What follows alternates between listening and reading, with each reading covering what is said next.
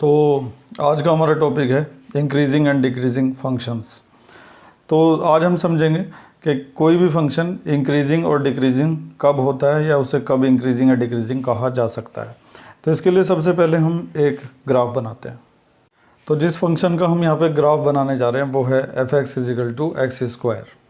तो ग्राफ बनाने से पहले हमें यहाँ पे ना कुछ वैल्यूज़ निकालनी पड़ेंगी ताकि उन वैल्यूज़ को यहाँ पे प्लॉट करें और प्लॉट करने के बाद फिर हम उसको ग्राफ बना सकें।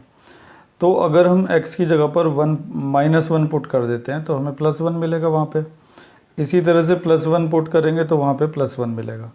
अगर 2 पुट कर दिया तो 4 मिलेगा और -2 पुट कर दिया तो प्लस का ही 4 मिलेगा।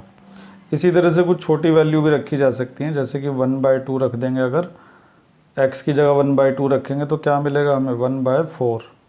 इसी तरह से माइनस का 1/2 रखेंगे तो क्या मिलेगा, तो भी 1/4 ही मिलेगा। इतनी सारी वैल्यूज़ निकालने के बाद अब हम इजीली यहाँ पर ग्राफ बना सकते हैं। तो शुरू करते हैं ग्राफ बनाना। तो ग्राफ बनाने के लिए आप देख रहे होंगे कि मैंने सिर्फ y एक्सिस की पॉजिटिव डायरेक्शन बनाई है, नेगेटिव डायरेक्शन नहीं बनाई, क्योंकि हमें साफ दिख रहा है कि यहाँ पे मिलने वाली जो वैल्यूज़ हैं वो सारी की सारी पॉजिटिव हैं। इसलिए y एक्सिस को नेगेटिव डायरेक्शन में इंक्रीज़ करने की कोई ज़रूरत नहीं है। अब ये सारे पॉइंट्स एक एक करके प्लॉट करते हैं। सबसे पहले -1 +1, तो x पे -1 y पे +1, इधर भी लिख देता हूँ। तो पहला पॉइंट है -1 और +1, तो यहाँ से चलेंगे x पे -1 y पे +1, ये वाला पॉइंट हो जाएगा। +1 +1, फिर यहाँ से चलेंगे +1 और +1, ये पॉइंट हो जाएगा। उसके बाद +2 +4, यहाँ से चले x पे 2 और y पे 4, तो पॉइंट मिलेगा यहाँ पर, काफ़ी ऊंचाई पर जाकर मिला है। इसी तरह से -2 और +4 जो है वो यहाँ पे इसके ऊपर कहीं को मिल जाएगा ऐसे, और ऐसे सारे पॉइंट हम प्लॉट कर देंगे। अब मैं इनको ज्वाइन करने जा रहा हूँ, देखता हूँ कैसा ग्राफ बन रहा है। तो ये तैयार होगा ग्राफ। लेकिन हमें यहाँ पे ग्राफ बनाना नहीं सीखना। ग्राफ बनाना तो आप क्लास 9 से या फिर आप में से कुछ जो हैं जो एडवांस होंगे वो क्लास 8 से सीखते आ रहे होंगे ग्राफ बनाना। हमें सीखना है यहाँ पर कि इंक्रीजिंग और डिक्रीजिंग फंक्शन आखिर होता क्या है। ये देखो, ये ओरिजिन है। ओरिजिन के अगर लेफ़्ट वाली वैल्यूज़ को देखा जाए, सॉरी मेरा ये राइट हैंड है, अगर राइट वाली वैल्यूज़ को देखा जाए तो जैसे जैसे x की वैल्यू बढ़ रही है तो क्या वैसे वैसे y की वैल्यू भी बढ़ रही है। मतलब कि ग्राफ ऊपर को उठ रहा है कि नहीं उठ रहा। जैसे जैसे हम x की वैल्यू को बढ़ाते जा रहे हैं वैसे वैसे ग्राफ ऊपर को उठता जा रहा है। तो x की वैल्यू बढ़ने से अगर y की वैल्यू भी बढ़ती है तो हम बोलते हैं कि हमारा जो फंक्शन है वो कैसा फंक्शन है, इंक्रीजिंग फंक्शन है। लेकिन अगर हम ओरिजिन के दूसरी साइड में आ जाते हैं, मतलब कि लेफ़्ट साइड में, तो जैसे जैसे x की वैल्यू बढ़ रही है वैसे वैसे y की वैल्यू घट रही है। देखिए ज़रा, -2 था तो वैल्यू 4 थी, -1 हुआ तो वैल्यू घटकर कितनी होगी 1। तो जैसे जैसे हम मूव करते जा रहे हैं, आगे को बढ़ते जा रहे हैं, मतलब x की वैल्यू जैसे जैसे बढ़ती जा रही है, क्योंकि जब भी तुम लेफ़्ट से राइट की तरफ को चलोगे तो x की वैल्यू बढ़ेगी। x की वैल्यू बढ़ रही है तो y की वैल्यू घट रही है, या दूसरे शब्दों में कहें कि फंक्शन की वैल्यू घट रही है। x की वैल्यू के घटने से, सॉरी x की वैल्यू के बढ़ने से, क्योंकि ऐसे चलेंगे तो x की वैल्यू बढ़ेगी। x की वैल्यू के बढ़ने से अगर फंक्शन की वैल्यू घट रही होती है तो बोलते हैं कि हमारा फंक्शन वहाँ पर क्या है, डिक्रीजिंग फंक्शन है। तो यहाँ पर एक ही ग्राफ के अंदर दोनों दिख रहे हैं, इधर इंक्रीजिंग दिख रहा है, उधर डिक्रीजिंग दिख रहा है। x की वैल्यू दोनों ही केस में बढ़ रही है। राइट में देखोगे तब भी x की वैल्यू बढ़ रही है, लेफ़्ट में देखोगे तब भी x की वैल्यू बढ़ रही है। तो x की बढ़ती हुई वैल्यू को देखना है, उसके ऊपर ये देखना है कि फंक्शन की वैल्यू का क्या हो रहा है। तो अगर x की वैल्यू बढ़ेगी और फंक्शन की भी वैल्यू बढ़ेगी तो इंक्रीजिंग, और x की वैल्यू बढ़ेगी और फंक्शन की वैल्यू घटेगी तो डिक्रीजिंग। तो चाहे तो ऐसे बोल लो कि x की वैल्यू बढ़ेगी और फंक्शन की वैल्यू बढ़ेगी, या फिर ऐसे बोल लो कि x की वैल्यू बढ़ने से अगर y की वैल्यू भी बढ़ रही, क्योंकि किसी भी फंक्शन को y के इक्वल लिखा जाता है। तो x की वैल्यू बढ़ने से y की वैल्यू भी बढ़ रही है तो इंक्रीजिंग, और x की वैल्यू बढ़ने से y की वैल्यू अगर घट रही है तो क्या, डिक्रीजिंग। तो अभी हमने क्या है, ज्योमेट्रिकली थोड़ा सा समझ लिया है कि इंक्रीजिंग या डिक्रीजिंग फंक्शन क्या होता है, लेकिन अभी हमें इसके अंदर बहुत कुछ समझना है, मतलब बाल की खाल निकालनी है हमें इसकी अभी। तो आगे बढ़ते हैं। अगर हमें मान लो कोई सवाल दे दिया जाए, मान लो इस तरह का फंक्शन दे दिया जाए और ये कहा जाए कि डिसाइड करो कि वो इंक्रीजिंग है या डिक्रीजिंग है, तो क्या हर बार हम ग्राफ बनाएंगे? और ये तो एक मामूली सा फंक्शन है, बहुत बड़े बड़े भारी भारी फंक्शंस हमें दिए जाएंगे, तो क्या हर बार ग्राफ बनाना पॉसिबल होगा? नहीं हो पाएगा। तो ऐसे केस में हमें कुछ ऐसे टूल्स की ज़रूरत पड़ेगी, ऐसे फार्मूलों और ऐसी थ्योरम्स की ज़रूरत पड़ेगी कि बिना ग्राफ बनाए ही हम बता सकें आसानी से कि जो फंक्शन हमें दे रखा है वो इंक्रीजिंग है या फिर डिक्रीजिंग है। तो ऐसे टूल्स के बारे में ही अभी आगे हमें पढ़ना है। तो अभी मैंने आपको बताया था कि हर बार ग्राफ बनाकर ये डिसाइड करना पॉसिबल नहीं होगा कि दिया गया फंक्शन इंक्रीजिंग है या फिर डिक्रीजिंग है। तो इसमें हमारी ये डेफिनेशन मदद करेंगे कि बिना ग्राफ बनाई हम कैसे पता लगा सकते हैं किसी भी फंक्शन का कि वो इंक्रीजिंग है या फिर डिक्रीजिंग है। तो डेफिनेशन 1 है, a function y is equal to F X. किसी भी फंक्शन को ऐसे ही लिखा जाता है हमेशा, y is equal to F X is said to be an strictly increasing function. अभी ये भी बताऊंगा कि इंक्रीजिंग में और स्ट्रिक्टली इंक्रीजिंग में क्या डिफरेंस होता है। Strictly increasing function of x इन, यहाँ पे मैंने एंड लिख दिया, इसको एन होना चाहिए था, in an interval a comma B. इस a कोमा बी इंटरवल को ना ऐसे करके दिखाया गया है कि x जो है वो इस इंटरवल के बीच में कहीं से बिलोंग करेगा, मतलब कि वो a से बड़ा होगा और b से क्या होगा, छोटा होगा। तो अगर x1 छोटा है x2 से और fx1 भी fx2 से छोटा हो जाए तो हम कहेंगे कि हमारा जो फंक्शन है वो क्या है, स्ट्रिक्टली इंक्रीजिंग फंक्शन है। एक बार फिर से समझते हैं, इस इंटरवल के बीच में अगर x1 x2 से छोटा है तो उसके बेस पर अगर fx1 भी fx2 से छोटा हो जाए तो फंक्शन जो है वो क्या कहलाएगा, स्ट्रिक्टली इंक्रीजिंग फंक्शन कहलाएगा। मुझे लगता है ये आपको डेफिनेशन से समझ में नहीं आने वाला, इसका भी मैं आपको एक ग्राफ बना के दिखाई देता हूँ। तो इस डेफिनेशन को अच्छी तरह से समझाने में हमारी मदद करेगा ये सामने जो बना हुआ ग्राफ है वो। तो हमने क्या करा ना, ये ग्राफ लिया हुआ है और इसके बीच इस ग्राफ के 2 पॉइंट ले रखे हैं a और b, और a और b के बीच में 2 पॉइंट होंगे x1 और x2। इस तरह से होंगे कि x1 जो है वो x2 से क्या होना चाहिए, छोटा होना चाहिए।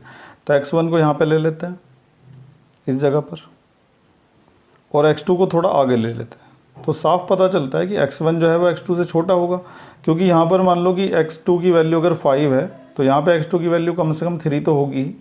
तो x1 x2 से छोटा दिखाई देता है। अब हमें ये देखना है कि क्या y1 भी y2 से छोटा है या fx1 fx2 से छोटा है। इन्हें मैं y1 y2 से बोल के रिप्रेजेंट कर रहा हूँ, इनको y1 y2 भी कहा जा सकता है। तो x1 पे अगर हम y1 की वैल्यू देखेंगे या fx1 की वैल्यू देखेंगे तो ये fx1 की वैल्यू आएगी। पीछे आपने काफ़ी अच्छी स्टडी कर रखी है ग्राफ के बारे में, आपको ये पता है कि यहाँ से यहाँ तक x है तो ये जो रिप्रेजेंट करेगा ये किसको रिप्रेजेंट करेगा, fx को। इसी तरह से यहाँ से यहाँ तक x2 है, तो जब यहाँ पर हम लाइन ड्रॉ करेंगे ये, तो ये रिप्रेजेंट कर देगी कि इसको fx2 को। तो इस ग्राफ को देखने से साफ पता चल रहा है कि अगर x1 x2 से छोटा है तो डेफिनेटली fx1 fx2 से क्या होगा, छोटा होगा। तो अगर x1 x2 से छोटा है और उसके बेस पर fx1 fx2 से छोटा हो जाए तो फंक्शन क्या कहलाएगा, स्ट्रिक्टली इंक्रीजिंग कहलाएगा। मैं तुम्हें ज़रा इसका मतलब समझा दूँ, स्ट्रिक्टली का क्या मतलब है। खाली इंक्रीजिंग से काम नहीं चल सकता, क्या स्ट्रिक्टली लगाना ही ज़रूरी है क्या। तो इस प्रॉब्लम का सलूशन हमारी किताब NCERT में बड़े आराम से कर दिया गया है। देखिए ज़रा इस फंक्शन को देखिए, बढ़ तो रहा ही है ऊपर को, तो इसे इंक्रीजिंग फंक्शन कहा जा सकता है। और बढ़ तो ये भी रहा है, इसके बढ़ने में और उसके बढ़ने में क्या फ़र्क है, वो बढ़ तो रहा था, बीच में थोड़ा सा स्पीड कम हो गई फिर बढ़ने लगा। इसकी स्पीड लगातार एक जैसी बनी हुई है बढ़ने की, तो वो लगातार बढ़ता जा रहा है, वो लगातार नहीं बढ़ रहा है, बीच में थोड़ा सा उसमें डाउन आ गया था। तो जो लगातार बढ़ता हुआ ग्राफ होगा उसे ही हम क्या कहेंगे, स्ट्रिक्टली इंक्रीजिंग फंक्शन कहेंगे। ये देखो ये डिक्रीज़ हो रहा है और डिक्रीज़ तो ये भी हो रहा है, लेकिन ये वाला क्या कहलाएगा, स्ट्रिक्टली डिक्रीजिंग कहलाएगा, क्योंकि वो लगातार डिक्रीज़ होता जा रहा है, एक ही स्पीड से डिक्रीज़ हो रहा है। वो उस तरह से नहीं हो रहा है, डिक्रीज़ तो हो रहा है लेकिन सेम जो रेट है वो नहीं बना हुआ है। और रही बात इस फंक्शन की, ये कभी बढ़ रहा है कभी घट रहा है, तो इसको नीदर इंक्रीजिंग और नॉट डिक्रीजिंग कहा जा सकता है। तो फिलहाल मुझे आपको ये बताना था स्ट्रिक्टली इंक्रीजिंग में और खाली इंक्रीजिंग में क्या डिफरेंस होता है। तो उम्मीद है कि आप समझ गए होंगे। तो ये जो हमने अभी अभी क्लियर की है ये डेफिनेशन 1 है। इसकी मदद से हमने ये समझ लिया है कि अगर हमें प्रूव करना हो किसी भी दिए गए फंक्शन को कि वो स्ट्रिक्टली इंक्रीजिंग है या नहीं है, तो हम उसमें ये वाला एल्गोरिथम अप्लाई कर देंगे कि अगर x1 x2 से छोटा है और उसके बेस पर fx1 fx2 से छोटा हो जाए तो प्रूव हो जाएगा कि हमारा जो फंक्शन है वो स्ट्रिक्टली इंक्रीजिंग फंक्शन है। तो एक बार कैलकुलेशन वाला सवाल भी कोई करके देख लेते हैं, क्योंकि अभी तक तो हम खाली ग्राफ ही देखे जा रहे हैं।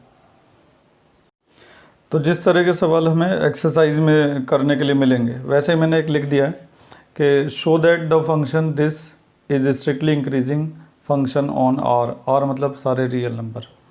तो हमें ये शो करना है कि ये जो दिया गया फंक्शन है ये एक स्ट्रिक्टली इंक्रीजिंग फंक्शन है या फिर नहीं है। तो इसके लिए हम दो नंबर ले लेंगे, x1 comma x2 belongs to r and let x1 is less than x2। तो r के अंदर दो नंबर हमने लिए x1 x2 जो r से बिलोंग करेंगे, और इस तरह से उन नंबर्स को लिया है कि x1 जो है वो x2 से क्या होना चाहिए, छोटा होना चाहिए। जैसे हमने 2 और 3 दो नंबर ले लिए, तो 2 जो है वो 3 से क्या होगा, छोटा होगा। इसके बाद इसको यहाँ पे लिखो, then x1 is less than x2।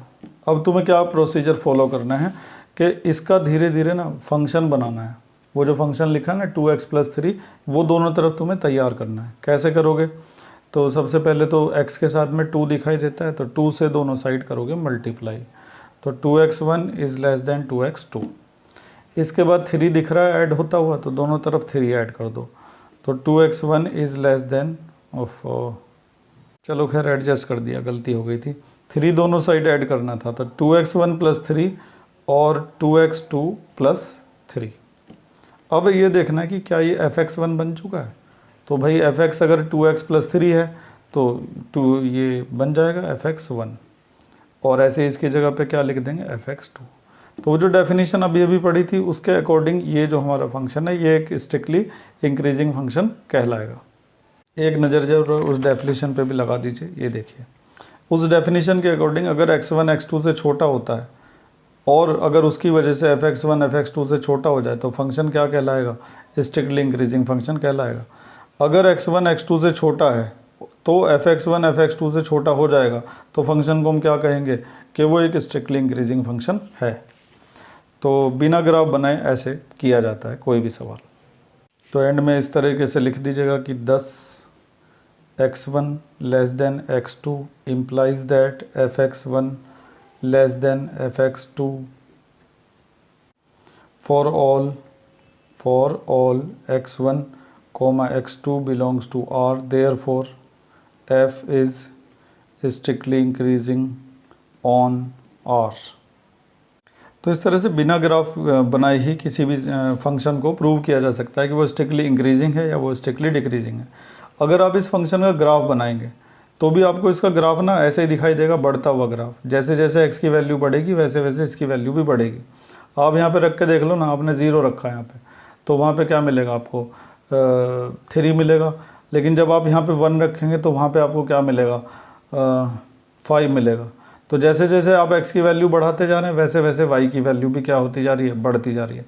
तो इससे साबित होता है कि फंक्शन जो है वो स्ट्रिक्टली इंक्रीजिंग है। मैं साइड में इसका ग्राफ जल्दी से बना देता हूँ। तो ये मैंने बना दिया इसका ग्राफ। थोड़ा सा इधर को तो अंदर को तो चला गया, लेकिन क्या कर सकते हैं जब आइडिया नहीं होता। तो हम देख रहे हैं कि जैसे जैसे x की वैल्यू बढ़ेगी, चाहे लेफ़्ट में ले लो चाहे राइट में ले लो, जैसे जैसे x की वैल्यू बढ़ेगी फंक्शन की वैल्यू भी क्या होगी, बढ़ेगी। और वैसे भी एक लीनियर इक्वेशन है, और लीनियर इक्वेशन का जो ग्राफ होता है वो हमेशा एक स्ट्रेट लाइन ग्राफ ही आता है, क्योंकि वो एक स्ट्रेट लाइन को रिप्रेजेंट करती है। तो जैसे जैसे x की वैल्यू बढ़ रही है फंक्शन की वैल्यू भी बढ़ रही है। ग्राफ बना के भी दिखा दिया कि फंक्शन जो है वो स्ट्रिक्टली इंक्रीजिंग है। चलते हैं अगली डेफिनेशन की ओर, डिक्रीजिंग वाला पढ़ते हैं। अब इंक्रीजिंग अगर समझ में आ गया है तो डिक्रीजिंग समझाने की ज़रूरत नहीं पड़ेगी, अपने आप समझ जाओगे। तो ये मैंने लिख दिया डेफिनेशन स्ट्रिक्टली डिक्रीजिंग की। ये तो ऊपर तो वही पुरानी कहानी है, यहाँ पे देख लो मेन चीज़ तो यहाँ पे है। अगर x1 x2 से छोटा है लेकिन फिर भी fx1 fx2 से बड़ा आ जाए तो फिर फंक्शन को क्या कहा जाएगा, स्ट्रिक्टली डिक्रीजिंग फंक्शन कहा जाएगा। इसमें और पिछले वाली डेफिनेशन में फ़र्क क्या है एक बार देख लीजिए ज़रा। ये देखिए ज़रा डिफरेंस समझने की कोशिश करिए। यहाँ पे भी x1 लेस देन x2 है, यहाँ पे भी x1 लेस देन x2 है, लेकिन इधर उल्टा हो रहा है। x1 x2 से छोटा है तो fx1 fx2 से छोटा हो जाएगा, तो ठीक है स्ट्रिक्टली इंक्रीजिंग है। लेकिन अगर x1 x2 से छोटा है लेकिन फिर भी fx1 fx2 से बड़ा हो जाए तो समझ जाना कि फंक्शन जो है वो स्ट्रिक्टली क्या है, डिक्रीजिंग है। तो इस वाली डेफिनेशन के लिए भी हम एक ग्राफ बनाते हैं इसको अच्छी तरह से समझने के लिए। तो ये ग्राफ तैयार हो चुका है।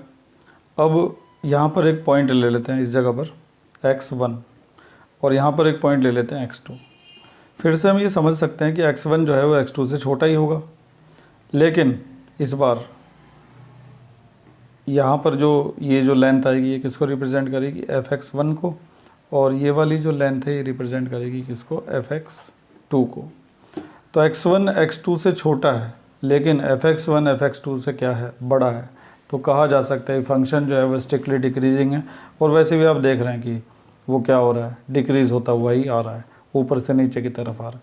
जैसे जैसे x की वैल्यू बढ़ रही है फंक्शन जो है मतलब y की वैल्यू क्या होती जा रही है, डिक्रीज़ होती जा रही है। तो ग्राफ की मदद से भी हमने इसको समझ लिया है।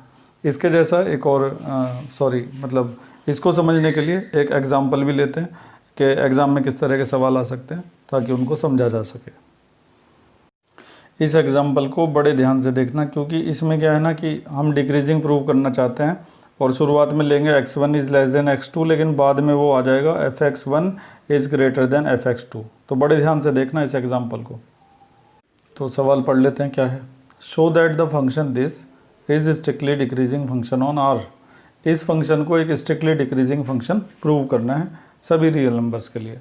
तो लिखेंगे let x1 x2 belongs to R and let, एक और चीज़ भी तो लेट करनी पड़ती है, x1 is less than x2। इसके बाद लिखना देन अगर x1 x2 से छोटा है, ये तो तुमने लिख दिया। अब तुम्हें इसको फंक्शन में कन्वर्ट करने की कोशिश करनी पड़ेगी। तो x के साथ में क्या लिखा हुआ है, -3, तो हम दोनों साइड क्या करेंगे, -3 की मल्टीप्लाई कर देंगे। तो -3x1 और -3x2। अब यहाँ पर एक बड़ी इंपॉर्टेंट चीज़ होनी है जो याद रखनी है, इसके अलावा और कुछ याद नहीं रखना। ये वाली चीज़ आप अच्छी तरह से जानते हैं, इनइक्वलिटी के बारे में आपने क्लास 11 में पढ़ रखा है कि जब भी आप नेगेटिव नंबर से मल्टीप्लाई या डिवाइड करते हैं तो इनइक्वलिटी का ये जो साइन होता है ये क्या होता है, रिवर्स हो जाता है, उल्टा हो जाता है। तो पहले ये ऐसे था, अब ऐसा हो गया। क्यों? क्योंकि हमने नेगेटिव नंबर से क्या किया है, मल्टीप्लाई किया है। अब हमें 12 प्लस करना है दोनों तरफ, तो कर देते हैं -3x1 + 12 ग्रेटर देन -3x2 + 12। इसके बाद ये जो पूरा है आपका ये क्या बन जाएगा, fx1 और वो पूरा क्या बन जाएगा, fx2। तो हमने साबित कर दिया कि x1 छोटा है भले ही x2 से, लेकिन fx1 fx2 से क्या है, बड़ा है। तो अगर ये छोटा है और उसकी वजह से ये बड़ा आ जाए तो प्रूव हो जाता है कि हमारा जो फंक्शन है वो क्या है, स्ट्रिक्टली डिक्रीजिंग फंक्शन है। तो एंड में लिख दिया जाएगा कि 10 x1 is less than x2 implies that fx1 is greater than fx2, therefore f is an decreasing function,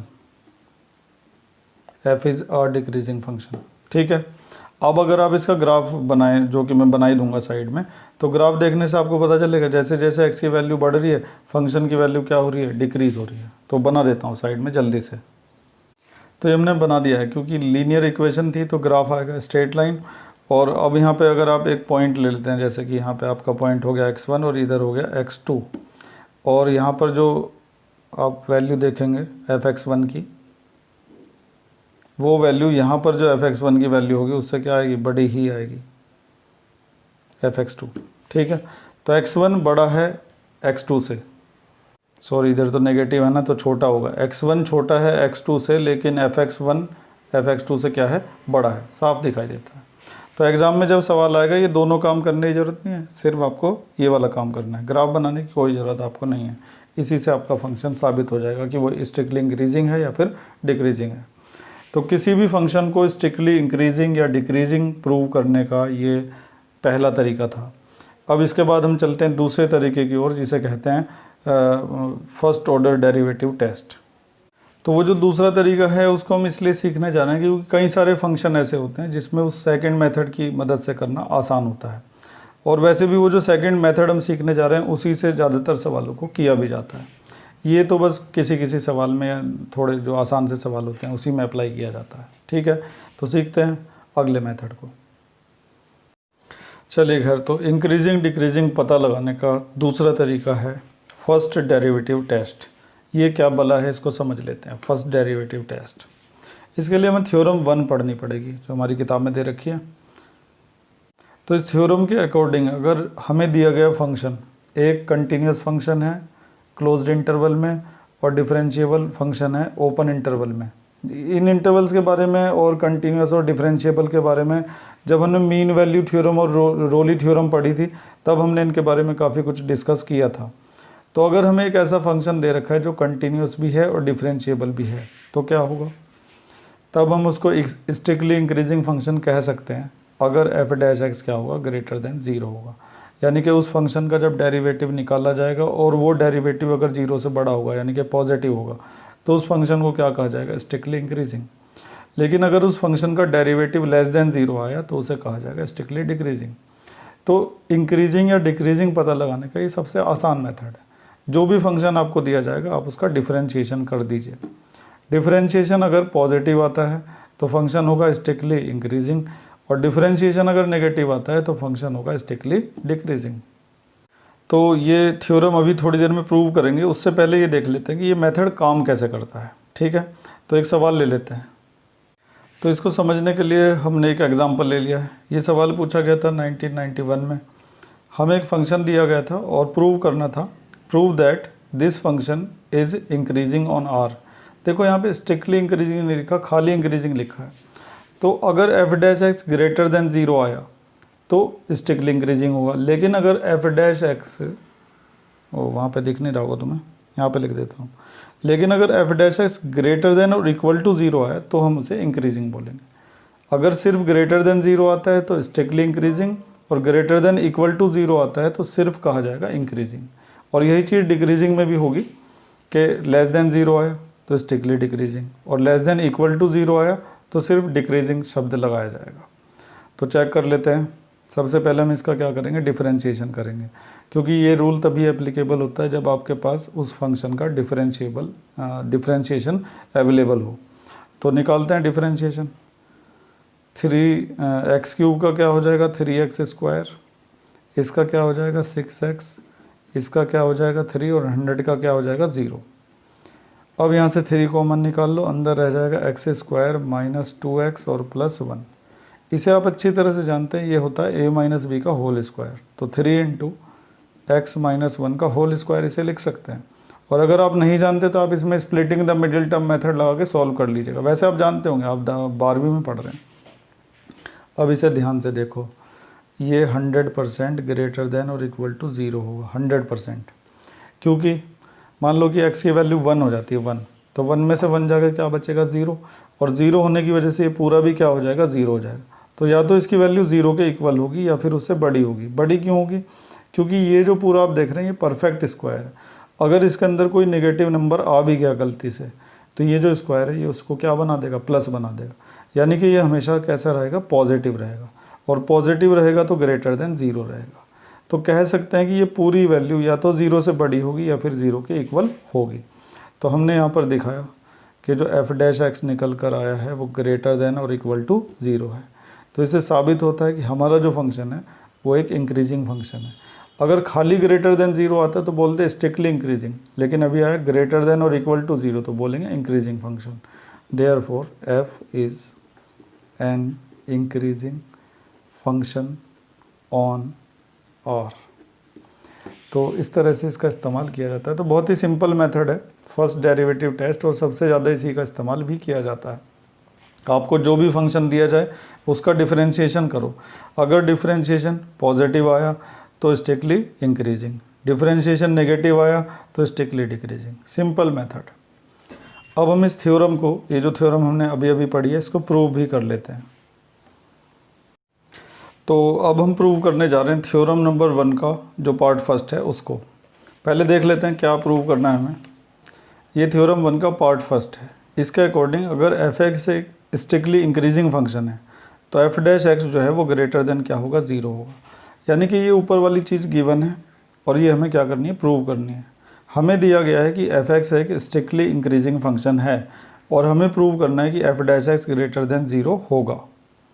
तो जो गिवन था ना वो लिख लिया कि if F X is strictly increasing on A B. अगर एफ एक्स ए बी पर स्ट्रिक्टली इंक्रीजिंग है तो ये बात तो तय है कि F X plus H is greater than F X होगा फॉर ऑल एच। ये फॉर ऑल का साइन होता है, for all H greater than 0। तो मैं फिर से रिपीट करता हूँ, अगर एफ एक्स एक स्ट्रिक्टली इंक्रीजिंग फंक्शन है तो एफ एक्स प्लस एच जो है वो एफ एक्स से बड़ा ही होगा। इसको अगर आप समझ नहीं पा रहे हैं तो मैं साइड में एक ग्राफ इसका बना देता हूँ।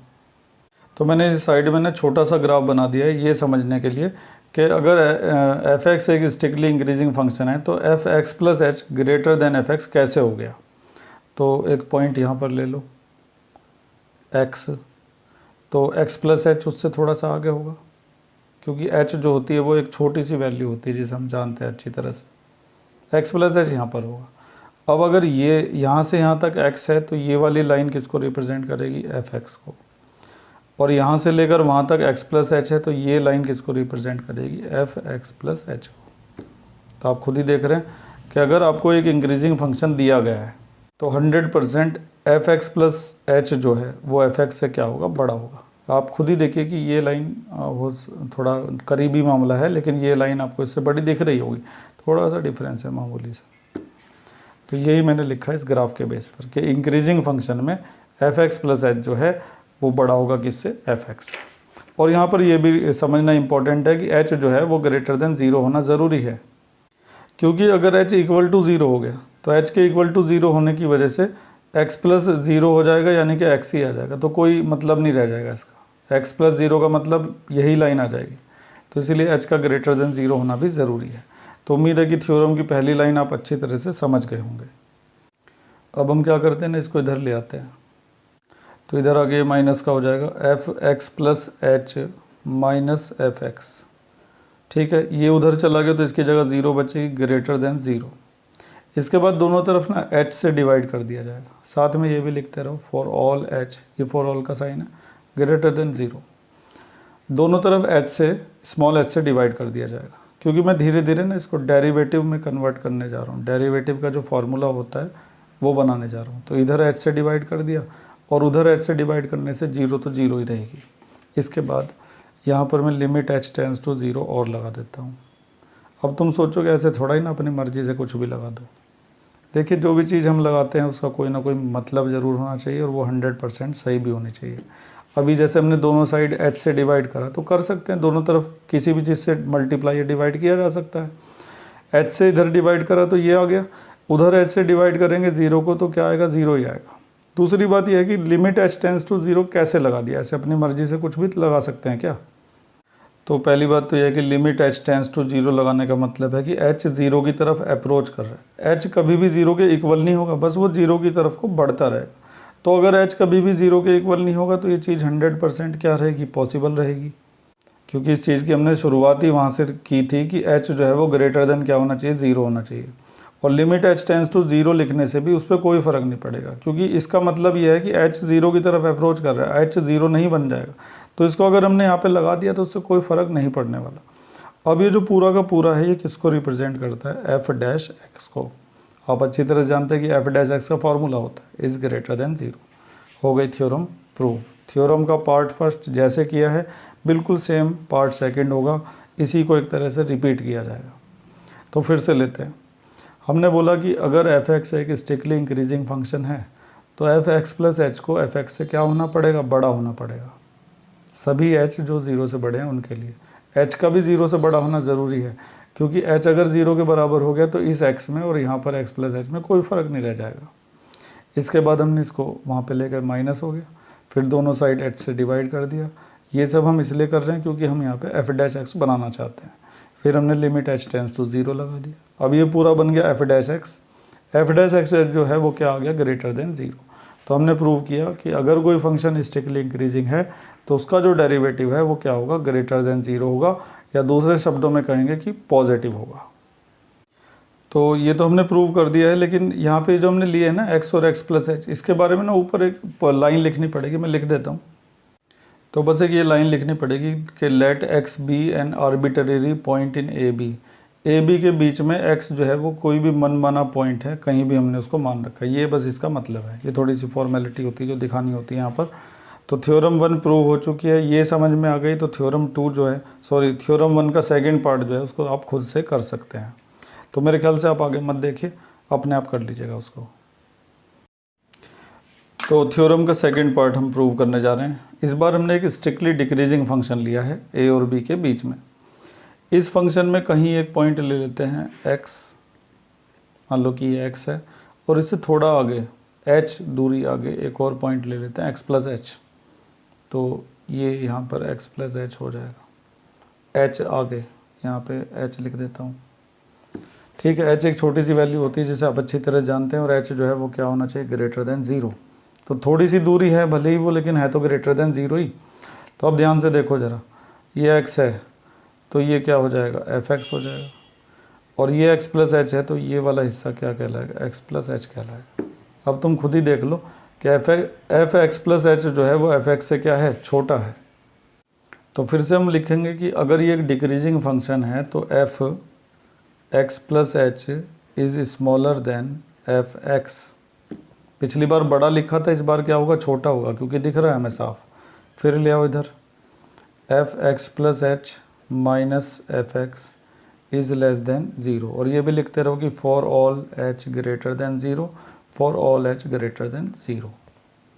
इसके बाद h से डिवाइड कर दो, तो F X plus H minus F X upon H is less than 0। फिर लिमिट h टेंस टू 0 लगा दो, limit h tends to 0, F X plus H minus F X upon H is less than 0। और side में ना implies that के sign लगाते रहा करो, स्टेप बदलने के साइन, ठीक है। और अब ये पूरा तुम्हारा बन गया F dash x is less than 0। तो तुमने ये प्रूव कर दिया कि अगर एफ एक्स एक स्ट्रिक्टली डिक्रीजिंग फंक्शन है तो एफ डैश एक्स क्या आएगा, लेस देन 0 आएगा। तो अब जो एक्सरसाइज हम करेंगे अगले लेक्चर में, उसमें सबसे ज़्यादा इसी मेथड का इस्तेमाल करेंगे। कोई भी फंक्शन हमारे सामने आएगा, उसको स्ट्रिक्टली डिक्रीजिंग या इंक्रीजिंग प्रूव करना होगा, तो हम उसका सबसे पहले डेरिवेटिव फाइंड करेंगे। अगर हमें दिखा कि डेरिवेटिव लेस देन 0 है तो हम लिख देंगे स्ट्रिक्टली डिक्रीजिंग है, और ग्रेटर देन 0 आए तो लिख देंगे स्ट्रिक्टली इंक्रीजिंग है। तो इंक्रीजिंग डिक्रीजिंग समझाने की पूरी कोशिश की गई है। उम्मीद है कि आपकी समझ में आ भी गया होगा, और अब आप आसानी से एक्सरसाइज को कर पाएंगे। अगर आपको वीडियो समझ में आ गई है तो लाइक करने में बिल्कुल भी कंजूसी ना करें, उससे मुझे लगेगा कि हाँ मैंने तुमको अच्छा समझा दिया है। आज के लिए बस इतना ही, मिलते हैं अगले लेक्चर में। Thank you. उम्मीद है कि सब समझ में आ गया होगा, और अगर कुछ कमी रह गई है तो कमेंट्स में ज़रूर लिखा करें, ताकि अगली वीडियो में उसका सुधार किया जा सके। और कोई प्रॉब्लम भी आती है तो भी आप मुझे कमेंट्स में लिख सकते हैं, या फिर मुझे व्हाट्सएप मैसेज भेज सकते हैं मेरे नंबर पर। डिस्क्रिप्शन में मैंने नंबर दे रखा है, ठीक है।